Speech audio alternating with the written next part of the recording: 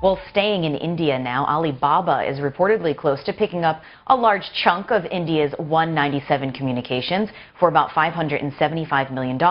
That would give the Chinese firm access to Paytm, India's largest mobile wallet service. Asma Rafat looks at what else Alibaba may be getting out of the deal. In India, 72 out of every 100 people have a mobile phone, but only a little over 35% have a bank account. That's according to the World Bank. So the Reserve Bank of India changed the rules to encourage more players to become payment banks, which are essentially non-financial entities, mostly tech firms that can facilitate transactions online, mobile wallet providers in other words. India's low credit card penetration means these startups will fill a big and crucial gap. Right now it's a very small marketplace, but it's growing in leaps and bounds. Initially the transactions have been very small, but now of late there are big ticket deals or big ticket purchases that is starting to happen both in B2C and a B2B space as well.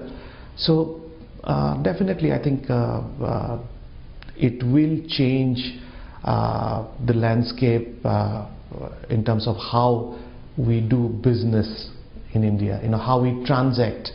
Paytm is India's largest mobile wallet service. Its marketplace has about 15,000 merchants and 25 million users.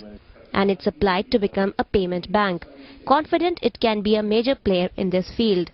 Analysts say a deal between Paytm and Alibaba would open the floodgates for more cross-border trade between China and India. Indian consumers will be able to shop on Alibaba sites by paying directly through Paytm. Similarly, Chinese customers will be able to make purchases on Indian sites by using Alipay. Sellers will be able to display their products on both portals. But not everyone's convinced Paytm will have an easy run as a banker.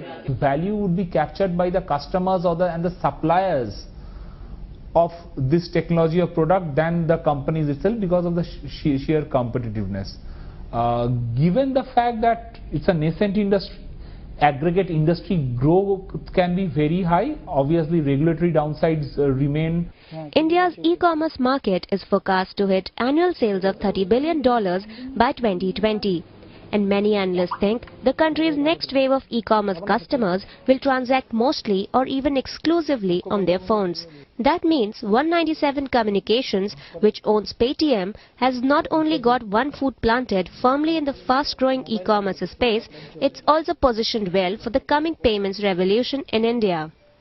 Asma Rafat for Channel News Asia, Mumbai.